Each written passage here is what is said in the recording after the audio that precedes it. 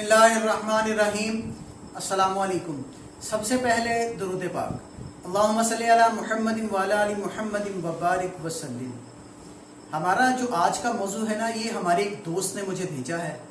ये उनके एक जज साहब दोस्त है, उनकी माँ की कहानी है। वो बताना चाहते हैं कि माँ क्या है। तवज्जो के साथ वीडियो को पूरा देखिएगा, और अगर आपको हमारी वीडियोस पसंद आती हैं और रोज़ाना की बुनियाद पर देखना चाहते हैं ना, तो कोशिश करके हमारे चैनल को सब्सक्राइब कर लें, ताकि रूटीन के साथ आपको अच्छी अच्छी वीडियोस मिलती रहें। तो मेरे दोस्त कहते हैं कि कल शाम 7 बजे का वाक़या था कि मुझे मोबाइल पर एक बेल बजी। मैंने देखा तो वो जज साहब की बीवी का नंबर था। मैंने फ़ोन उठाया तो उधर से रोने की आवाज़ आई। मैंने पूछा, खैर है भाभी, आप क्यों रो रही हैं? वो कहने लगी कि अब भाई साहब आप जल्दी से हमारे घर आ जाएं। तो मैंने पूछा, खैरियत तो है, जज साहब तो ठीक हैं, वालदा तो ठीक है। उन्होंने कोई भी जवाब नहीं दिया। वो कहने लगी कि भाई साहब आपकी मेहरबानी, आप जल्दी से जल्दी हमारे घर आ जाएं। और फूट फूट कर रोती जा रही थी। मैं बड़ा परेशान था कि इनको क्या हुआ है। मैंने कहा अच्छा चले मैं पहुंचता हूँ। मैंने जैसे तैसे गाड़ी निकाली और पहुंचा। मैं वहां पर पहुंचा तो मैंने देखा कि जो हमारे जज साहब हैं ना, वो फूट फूट कर रो रही हैं, और भाभी ने भी रोना चीखना डाला हुआ है।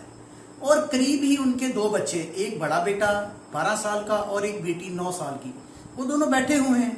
वो भी हरासमेंट की हालत में है। मैंने पूछा कि भाभी हुआ क्या है? तो कहने लगी कि ये देखिए, आपके भाई साहब कोर्ट से कागजात तैयार करवा कर लाए हैं, ये मुझे तलाक देना चाहते हैं। पहले तो मैं समझा शायद मेरे साथ प्रैंक हो रहा है, मगर जब मैंने जज साहब को मुसलसल रोते हुए देखा ना, तो मैं परेशान हो गया। मैंने पूछा कि आपको क्या हुआ? आपकी इतनी अच्छी फैमिली है, आप इंतहाई अच्छे इंसान हैं, और आपका वक़्त इतना अच्छा गुजर रहा था, फिर आपको हुआ क्या है? मेरा ये कहना था कि वो फूट फूट कर मज़ीद रोने लगे। मैंने उनके नौकर को बोला कि तुम जाकर ना पानी और चाय लेके आओ। तो वो पानी और चाय लेके आए ना, तो मैंने जज साहब को पिलाने की कोशिश की, तो उन्होंने साफ इनकार कर दिया। मैंने बहुत कोशिश की कि आप कुछ ले लें, तो वो कहने लगे कि मैं 3 दिन से भूखा पड़ा हूँ। मैंने पूछा हुआ क्या है? बच्चों से पूछा तो बच्चे कहते हैं कि दादी अम्मा को अबू जान 3 दिन पहले ओल्ड होम में छोड़कर आए हैं। फिर जज साहब बताने लगे कि मैं अपनी माँ को उन लोगों के हवाले करके आया हूँ, बूढ़ी माँ 61 साल की, जिनको मेरी माँ के बारे में कुछ भी इल्म नहीं, मेरी माँ की बीमारी की किसी भी चीज़ का इल्म नहीं। मैंने ये महसूस किया है कि पिछले साल से मेरी माँ मेरे घर में बहुत सी मुश्किलें पैदा कर रही थी। मैंने सोचा है कि मेरी बीवी ने तो बाकायदा कसम खा ली थी कि मैं अब माँ जी का ध्यान नहीं कर सकती। मेरे बच्चे भी इनसे बात नहीं करते थे, कतराते थे। रोज़ कोर्ट से आने के बाद मेरी माँ बहुत रोती थी। नौकर तक इनसे बुरी तरह पेश आते थे और अपनी मनमानी करते थे। माँ जी ने 10 दिन पहले बोल दिया था कि मुझे ओल्ड होम में छोड़ा।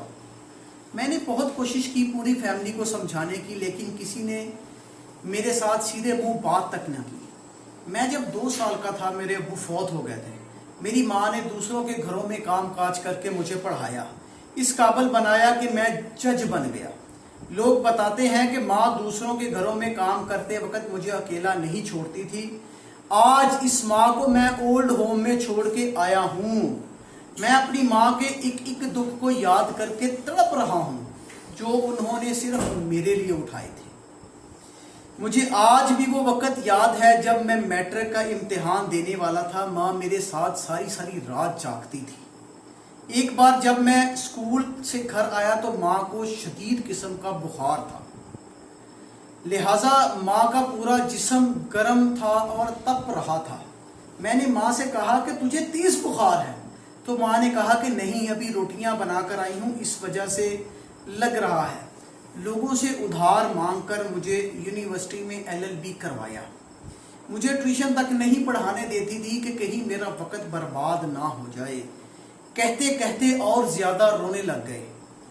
اور کہنے لگے جب ایسی ماں کے ہم نہیں ہو سکتے تو اپنی بیوی اور بچوں کے کیا ہوں گے؟ ہم جن کے جسم کے ٹکڑے ہیں، آج ہم ان لوگوں کو، یعنی کہ آج ہم اپنی ماں کو ان لوگوں کے حوالے کر کے آئے ہیں جن کو میری ماں کی بیماری یا کسی بھی چیز کے بارے میں علم ہی نہیں۔ اور جب میں ایسی ماں کے لیے کچھ نہیں کر سکتا تو میں کسی کے لیے کیا کر سکتا ہوں؟ آزادی اگر اتنی پیاری ہے اور ماں اتنی ہی بوجھ ہے میری ان کو، تو میں ان کو پوری آزادی دینا چاہتا ہوں۔ جب میں بغیر باپ کے پل گیا تو یہ بھی پل جائیں گے، اس لیے میں طلاق دینا چاہتا ہوں۔ ساری پراپرٹی میں ان لوگوں کے حوالے کر کے اولڈ ہوم میں اپنی ماں کے ساتھ رہوں گا، کم از کم میں وہاں پر اپنی ماں کے ساتھ وقت تو گزار سکوں گا نا۔ آخر ان لوگوں نے ایک دن مجھے بھی تو وہیں چھوڑ کر آنا ہے، اور جب میں وہاں پر جاؤں گا تو ماں کی طرح کوئی تکلیف تو نہ ہوگی مجھے۔ وہ جتنا بولتے جا رہے تھے اس سے زیادہ رو بھی رہے تھے۔ اسی درمیان رات کے 12:30 ہو گئے۔ میں نے بھابھی جی اور بچوں کے چہروں کو دیکھا تو ان پر صرف اور صرف پچھتاوے کے علاوہ اور کچھ بھی نہیں تھا۔ وہ پچھتا رہے تھے، رو رہے تھے۔ میں نے ڈرائیور سے کہا کہ ہم ابھی اسی وقت اولڈ ہوم میں چلیں گے۔ بہت زیادہ ریکویسٹ کرنے پر اولڈ ہوم کا دروازہ کھلا رات کو 12:30 بجے۔ بھائی صاحب نے گیٹ کیپر کے پیر پکڑ لیے۔ بھائی صاحب بولے کہ میری ماں یہاں پر ہے، میں اپنی ماں کو لینے آیا ہوں۔ چوکیدار نے پوچھا کہ کیا کرتے ہیں آپ کیا کرتے ہیں؟ تو بھائی صاحب نے کہا کہ میں جج ہوں۔ تو وہ کہنے لگا کہ اگر اپنی ماں کے لیے انصاف نہیں کر سکتے نا تو اور کسی کے لیے کیا انصاف کریں گے آپ؟ بتائیں کہ اگر آپ اپنی ماں کے لیے انصاف نہیں کر سکتے تو لوگوں کے لیے کیا کریں گے؟ وہ بولتا جا رہا تھا اور بھائی صاحب شرمندہ تھے۔ اتنا کہہ کر نا وہ اندر چلا گیا۔ اندر سے ایک عورت آئی، آ کر بولی کہ آپ لوگ اس وقت کیوں آئے ہیں؟ تو بھائی صاحب بولے کہ میں اپنی ماں کو لینے آیا ہوں۔ وہ کہنے لگی کہ میں نے آپ کے ساتھ آپ کی ماں کو نہیں بھیجنا، آپ اس وقت لے کے جا کے ان کو کچھ کر دو گے، مار دو گے تو ہم کہاں سے جواب دیں گے؟ تو بھائی صاحب مسلسل رونے لگ گئے۔ میں نے وارڈن سے کہا کہ مہربانی یہ بہت پچھتا رہی ہے، تو بہت مشکل سے ان کے کمرے میں انہوں نے جانے دیا۔ جب کمرے میں پہنچے تو ہم نے دیکھا کہ پوری فیملی کی فوٹو لیے بغل میں وہ آرام سے سو رہی ہیں۔ اس کی ان بچوں کی جنہوں نے ان کو نکالا تھا، جنہوں نے ان کو برداشت نہیں کیا تھا، ان کی فوٹو لیے۔ ماں نے کہا کہ بیٹا کوئی بات نہیں، آپ مجھے ادھر رہنے دو، اپنی فیملی میں خوش رہو۔ تو ان کی بہو پھوٹ پھوٹ کر رونے لگی، ان سے معافیاں مانگنے لگی، بچے معافیاں مانگنے لگے۔ بالآخر بہت مشکل سے لے کے ان کو باہر نکلے تو گھر کی طرف نکلے تو باہر جو دوسرے اولڈ ہوم کے دوسرے لوگ تھے وہ دیکھنے لگے کہ شاید ہمیں بھی کوئی لینے آیا۔ راستے بھر بچے اور بھابھی چپ رہے، لیکن بھائی صاحب اور ماں پرانی یادیں تازہ کر کر کے روتے رہے۔ گھر آتے آتے تقریباً 4 بج گئے رات کے۔ بھابھی جی بھی سمجھ گئی کہ ان کی خوشی کی چابی کہاں ہے۔ یہ اس بات کو سمجھ گئی کہ ماں ہی ہوتی ہے۔ اگر اپنی ماں کو ماں سمجھنا چاہیے نا تو پھر ساس کو بھی ماں سمجھنا چاہیے۔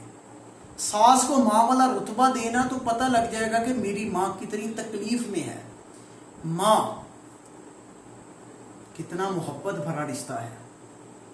ماں کو وقت سے پہلے مت مارے، ماں کو ماں رہنے دے۔ ماں ہماری طاقت ہے، اسے کمزور مت کرے۔ اگر وہ کمزور ہوگی نا تو ثقافت کی ریڑھ کی ہڈی کمزور ہو جائے گی، اور بنا ریڑھ کا معاشرہ کیسے ہوتا ہے یہ کسی سے چھپا ہوا نہیں ہے۔ اگر آپ کے آس پاس یا رشتہ دار فیملی میں کوئی بھی ایسا مسئلہ ہے تو انہیں یہ ضرور میری ویڈیو سنائیں اور ان کو بتائیں کہ ماں کی کیا شان ہے۔ ایک جج اتنی بڑی اتھارٹی والا ہوتا ہے کہ وہ ہر طرح کے مسئلوں کو حل کر سکتا ہے، ہر کیس کو سالو کر سکتا ہے، مگر ماں کے مسئلے کو وہ بھی سالو نہ کر سکا۔ گھر میں ہماری ماؤں کو، بہنوں کو، بیٹیوں کو، سب کو سمجھنا چاہیے کہ ماں ایک انمول رشتہ ہے۔ ماں کے بغیر کائنات ادھوری ہے۔